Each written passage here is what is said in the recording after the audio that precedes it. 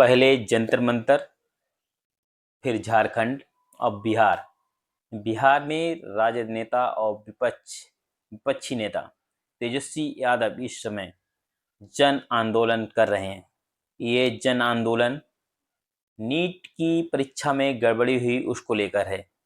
तेजस्वी यादव ने आज के दिन यानी 19 अगस्त को राजभवन का ऐलान किया था पैदल मार्च का, और इस दौरान उन्होंने आज राजभवन गए। इस दौरान पुलिस ने उनको हिरासत में ले लिया।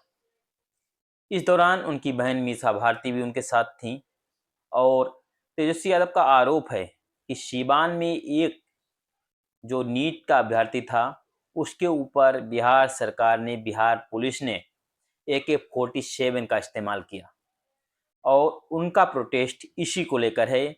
उन्होंने सरकार से पूछा कि क्या AK-47 की इजाज़त कैसे दी गई, क्या किसी वहाँ के डिस्ट्रिक्ट जो जिला अधिकारी थे उन्होंने दी। मीसा भारती ने कहा जब ये मामला सुप्रीम कोर्ट में सुनवाई के लिए पहुंचा तो राज्य सरकार ने खुद कहा कि हाँ AK-47 का इस्तेमाल किया गया था। लेकिन सवाल उठता है कि क्या प्रोटेस्ट में AK-47 का इस्तेमाल होना चाहिए। इसी को लेकर आज पटना में बड़े पैमाने पर विरोध प्रदर्शन हो रहा है, जिसमें राजद के सांसद, विधायक और उनके तमाम कार्यकर्ता शामिल हैं।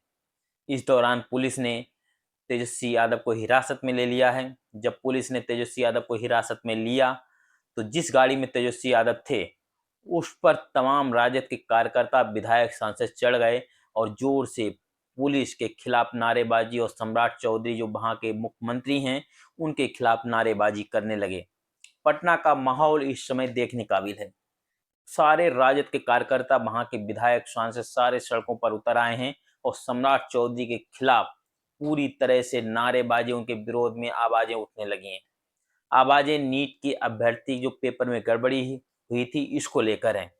हालांकि इसके पीछे विपक्ष इस भूमिका की भी तलाश कर रहा है कि कहीं ना कहीं सम्राट चौधरी को ऐसे मुद्दों पर घेरा जाए जिससे वो कहीं ना कहीं एक विपक्ष की भूमिका, मजबूत विपक्ष की भूमिका अदा कर सके।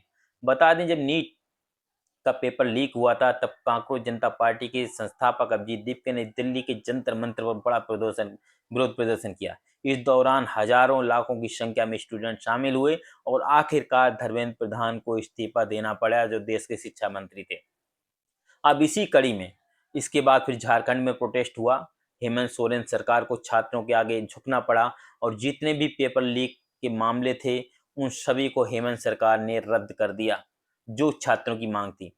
अब देखने वाली बात ये होती कि राजद एक पॉलिटिकल पार्टी है और वो इसको किस तरह से भुनाने की कोशिश करती, क्योंकि बिहार में राजद का बड़ा वर्चस्व रहा है।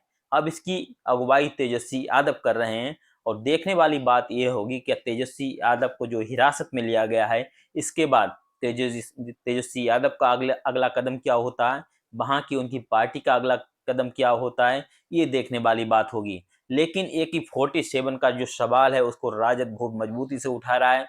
उसका कहना है कि सीवान में जिस शख्स की मौत हुई उसके ऊपर AK-47 का इस्तेमाल किया गया था। आखिर ये AK-47 आई क्यों? जब प्रोटेस्ट हो रहा था पटना में तेजस्वी यादव की अगुवाई में, तो एक शख्स नकली AK-47 लेकर वहां पहुंचा और उसके साथ तमाम कार्यकर्ता थे। अब देखने वाली बात ये होती है कि इस पर सम्राट चौधरी का अगला कदम क्या होता है और तेजस्वी यादव की अगली रणनीति क्या होती है। हालांकि पटना में पूरी तरह से हंगामा मचा हुआ है।